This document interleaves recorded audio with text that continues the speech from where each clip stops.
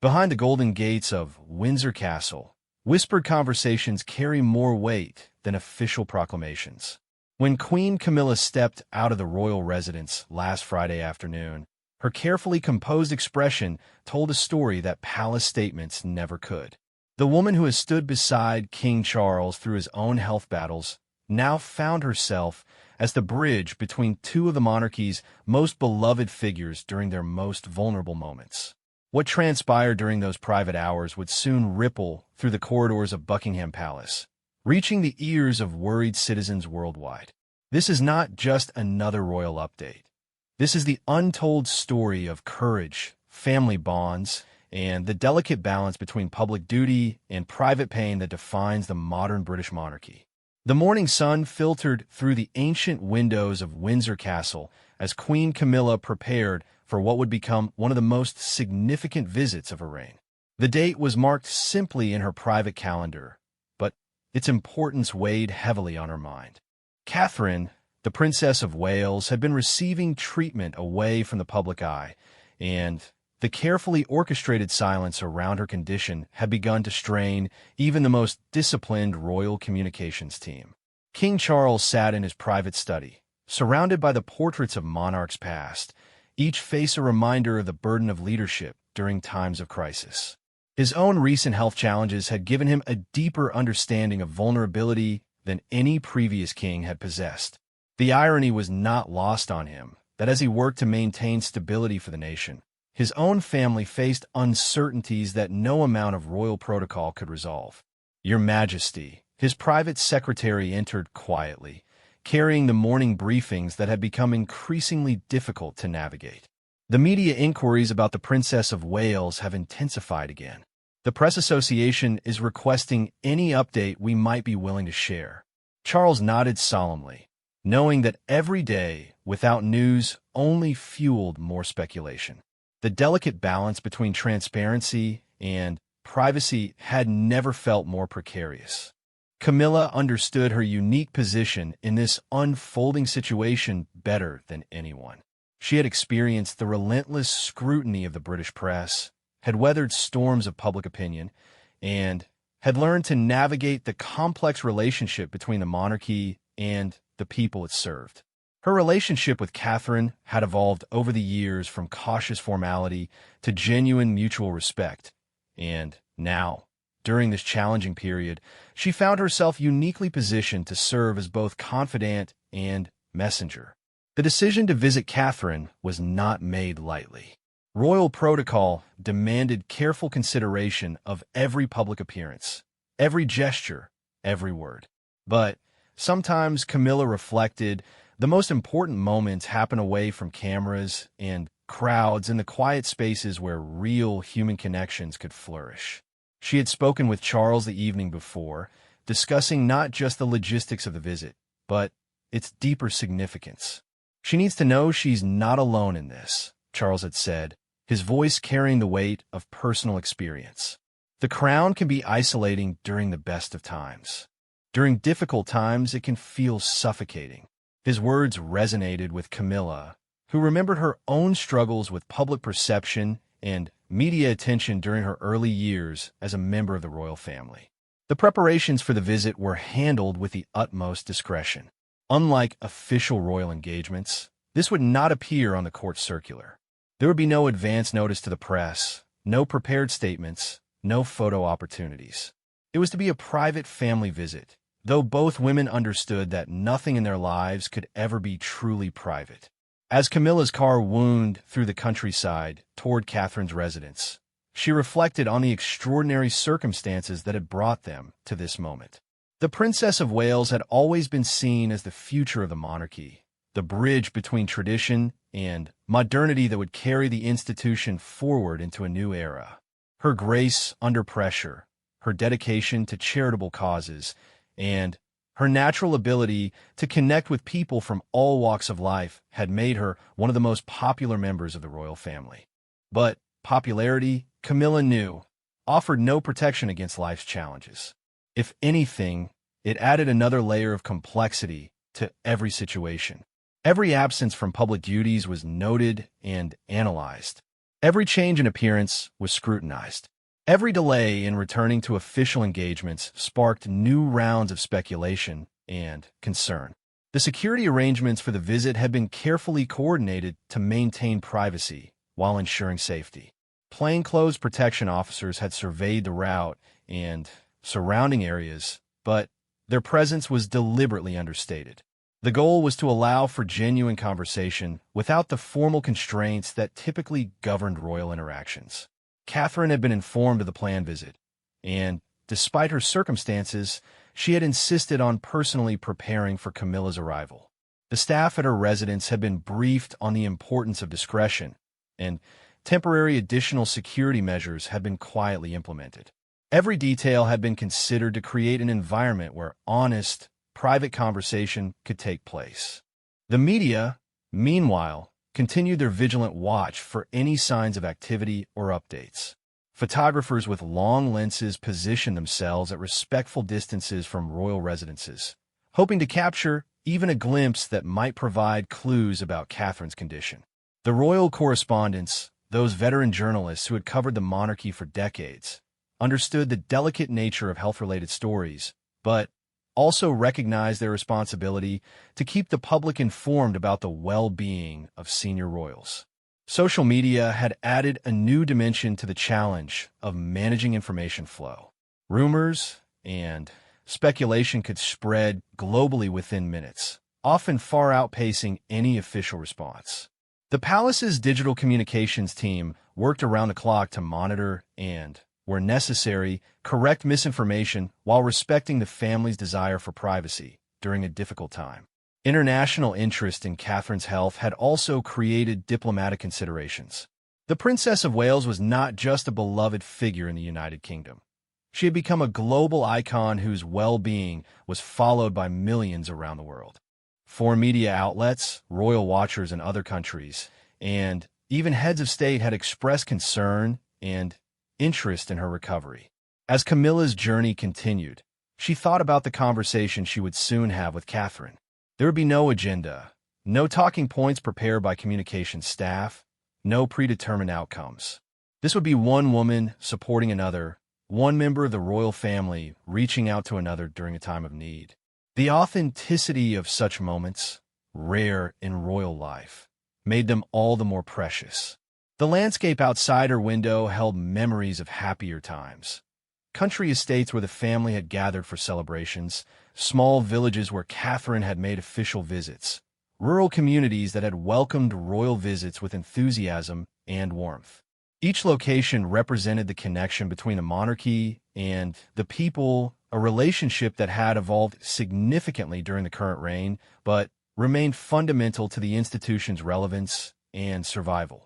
Charles, back at Windsor, spent the morning in meetings with his constitutional advisors, but his thoughts regularly returned to the two women who meant so much to the future of the monarchy. His own health journey had taught him valuable lessons about resilience, about the importance of taking time for recovery, and about the strength that could be found in vulnerability when it was handled with dignity and grace. The king's personal experience with health challenges had also changed his perspective on work-life balance within the royal family. He had become more understanding of the need for rest and recuperation, more supportive of family members who needed to step back temporarily from public duties. This evolution in thinking represented a significant shift from previous generations of royal leadership. As the morning progressed toward the scheduled meeting time, both women prepared in their own ways for a conversation that would carry implications far beyond their personal relationship. Camilla reviewed in her mind the key messages she hoped to convey: support, understanding, and reassurance that Catherine's well-being was the priority above all other considerations.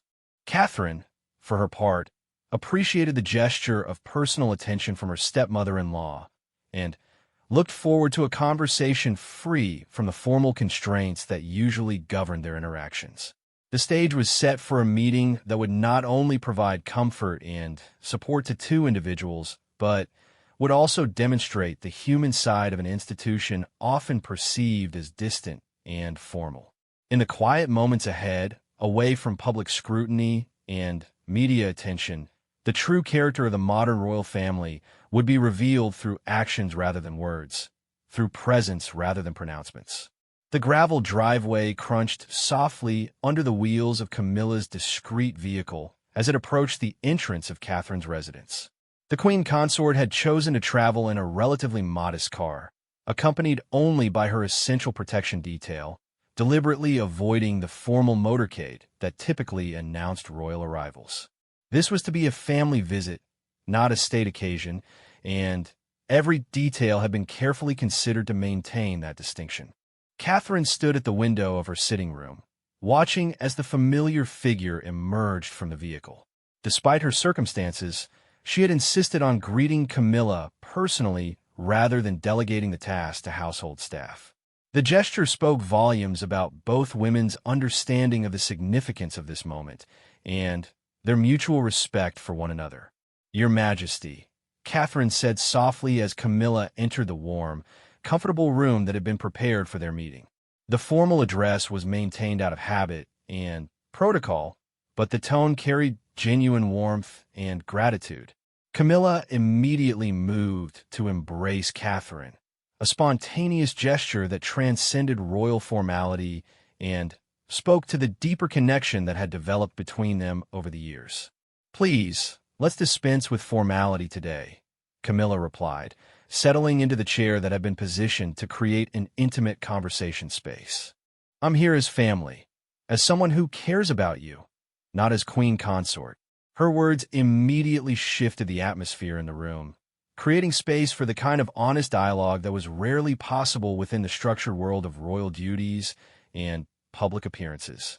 The room itself reflected Catherine's personal taste and style, a blend of traditional and contemporary elements that had become her signature in her various residences.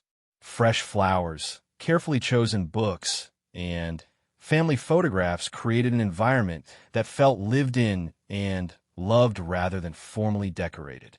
It was in this setting that two of the most prominent women in the royal family would share one of their most important conversations. Catherine had spent considerable time preparing for this meeting, not in terms of formal protocol, but in considering what she wanted to convey about her current situation and her plans for the future. The isolation that had been necessary for her recovery had given her time for reflection, for reassessing priorities, and for thinking deeply about her role within the royal family and her responsibilities to the British people. "The children have been asking about you," Catherine began, referring to Prince George, Princess Charlotte, and Prince Louis. "They understand that you've been unwell, but they miss seeing you at family gatherings." The mention of the children immediately brought a smile to Camilla's face. Her relationship with Catherine's children had developed naturally over time, and she had become a cherished figure in their lives, representing stability and continuity within the extended royal family. Camilla shared stories from recent family events, painting pictures of normalcy and continuity that helped Catherine feel connected to the ongoing life of the royal household even during her absence. These updates were more valuable than any formal briefings could have been, providing Catherine with the human connections and family news that she craved during her period of recovery. The conversation gradually moved to more serious topics, as both women felt comfortable enough to discuss the challenges they had been facing. Camilla spoke honestly about the difficulties of managing public expectations and media speculation during uncertain times. Her own experience with negative press coverage had taught her valuable lessons about resilience and the importance of focusing on what truly mattered rather than getting caught up in external noise. "The public loves you," Camilla said with conviction, "but love can sometimes feel overwhelming when you're not feeling your strongest. It's important to remember that their concern comes from a good place, even when it feels intrusive." These words resonated deeply with Catherine, who had always been conscious of her responsibility to the public, but had sometimes struggled with the intense level of interest in her personal life. Catherine opened up about her own struggles with the balance between public duty and personal needs, a challenge that every member of the royal family faced, but which seemed particularly acute during times of health difficulties. The expectation of constant availability and public presence could feel overwhelming even under the best circumstances, and Catherine had been grappling with how to manage these expectations while prioritizing her recovery. The Queen Consort shared insights from her own journey within the royal family, including the challenges she had faced during her early years and the strategies she had developed for maintaining personal well-being while fulfilling public responsibilities. Her advice was practical and hard-won, based on decades of experience navigating the unique pressures of royal life. "Charles has been worried about you," Camilla revealed, speaking with the intimate knowledge that came from sharing life with the king during his own recent health challenges. "Not just about your physical recovery, but about the pressure you might be putting on yourself to return to duties before you're ready. He's learned the hard way that rushing back too soon can actually set back recovery rather than speed it up." This insight provided Catherine with a valuable perspective on her own situation. The pressure to return to public duties quickly was both external and internal, driven by a sense of responsibility to the institution and to the people who depended on royal patronage and support. But Camilla's words reminded her that sustainable service required sustainable health, and that patience during recovery was not selfishness but wisdom. The two women discussed the practicalities of managing royal duties during recovery periods, sharing strategies for staying connected with patronages and causes without overextending physically or emotionally. Camilla's experience with adapting royal protocols to accommodate health needs provided Catherine with concrete examples of how flexibility could be built into traditional expectations. Their conversation also touched on the role of family support during difficult times. Camilla spoke movingly about how Charles's support during her own challenging periods had made all the difference, and how the royal family, despite its formal structures, was ultimately about people caring for one another through both celebrations and difficulties. "William has been incredible," Catherine shared, referring to her husband's support during her recovery period. "But I sometimes worry about the additional burden this places on him, especially with his own royal duties and his concerns about his father's health." This concern revealed the interconnected nature of royal responsibilities and how health challenges for one family member inevitably affected the entire system.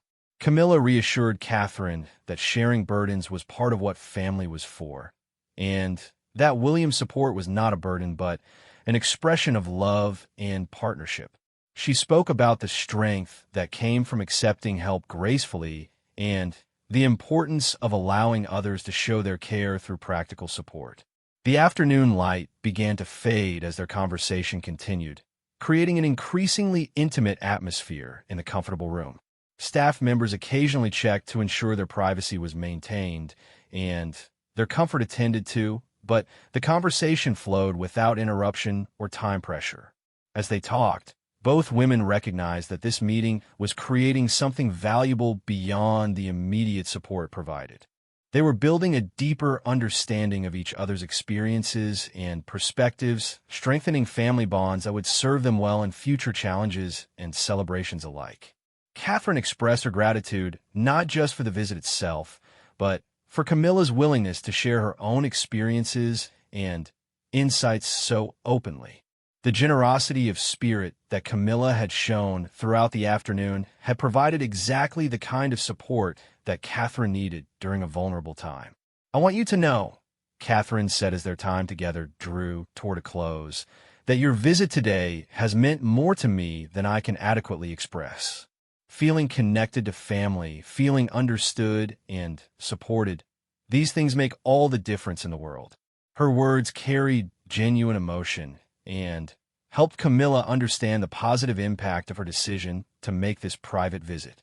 As the afternoon concluded, both women felt that something important had been accomplished, not in terms of formal royal business or public relations, but in terms of human connection and mutual support. The bonds between them had been strengthened, and Catherine felt more prepared to continue her recovery with the knowledge that she had strong family support behind her. The practical arrangements for Camilla's departure were handled as discreetly as her arrival had been, maintaining the private nature of the visit while ensuring security and safety requirements were met.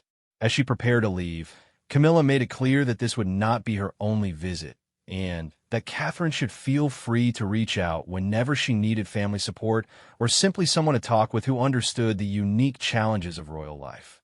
The journey back to Windsor Castle provided Queen Camilla with time to process the profound conversation she had just shared with Catherine. As the countryside rolled past her window, she reflected on the strength and grace that the Princess of Wales had demonstrated throughout their afternoon together. What had begun as a mission of support had evolved into a meaningful exchange that had enriched both women's understanding of their roles within the royal family and their responsibilities to each other. The discretion that had surrounded the visit was maintained throughout Camilla's return, but she knew that the ripple effects of their time together would extend far beyond the immediate comfort it had provided to Catherine. The insights she had gained would inform her approach to supporting other family members facing challenges, and the deeper understanding she had developed of Catherine's perspective would strengthen their relationship for years to come. King Charles was waiting for Camilla when she arrived back at Windsor, his concern for both his wife and daughter-in-law evident in his immediate questions about how the visit had gone. The private briefing that followed took place in the king's study, the same room where he had spent the morning worrying about both women and hoping that their meeting would provide the support and connection that Catherine needed. "She's stronger than we might have expected," Camilla began, settling into the familiar chair across from Charles's desk. "But she's also been carrying more weight on her shoulders than necessary.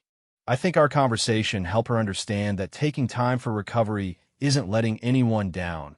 It's actually the responsible thing to do." Her words brought visible relief to Charles, who had been wrestling with his own guilt about not being able to do more to support Catherine during her recovery. The conversation between husband and wife continued well into the evening, covering not just Catherine's immediate situation, but the broader implications for how the royal family approach health challenges and family support. Charles shared his own insights from recent experiences, and together they began to develop a more comprehensive approach to ensuring family members felt supported during difficult times. "I think this experience is teaching us all important lessons about vulnerability and strength," Charles observed. "There's something powerful about acknowledging challenges rather than pretending they don't exist. The public responds to authenticity, and Catherine has always embodied that quality." His words reflected a broader evolution in how the monarchy was learning to balance transparency with privacy. Over the following days, the effects of Camilla's visit continued to unfold in subtle but meaningful ways. Catherine found herself feeling more connected to the royal family's ongoing activities and more confident about her own recovery timeline. The pressure she had been feeling to rush back to public duties began to ease as she internalized Camilla's message about the importance of sustainable health and well-being. William, who had been carrying his own concerns about Catherine's recovery while managing his royal duties and worries about his father's health, noticed the positive change in his wife's outlook following Camilla's visit. The family support network that had always existed in theory was now functioning more effectively in practice, providing practical and emotional benefits that extended beyond any single individual. The royal household staff, who had observed the visit and its aftermath, also recognized the significance of what had occurred. The willingness of senior royals to prioritize family connections over formal protocol sent a message throughout the organization about values and priorities that would influence how similar situations were handled in the future. Meanwhile, the media continued their careful watch for any signs of Catherine's recovery or return to public duties. The royal correspondents, experienced in reading the subtle signals that emanated from royal circles, began to sense a shift in tone from palace sources. While no official updates were provided, there seemed to be a greater sense of confidence and optimism in the limited communications that were shared. The international dimension of interest in Catherine's health also began to evolve as word gradually spread through diplomatic and royal circles that she was making steady progress in her recovery. Foreign royal families who had expressed concern and support found their inquiries being answered with greater warmth and optimism, though always with appropriate discretion about private family matters.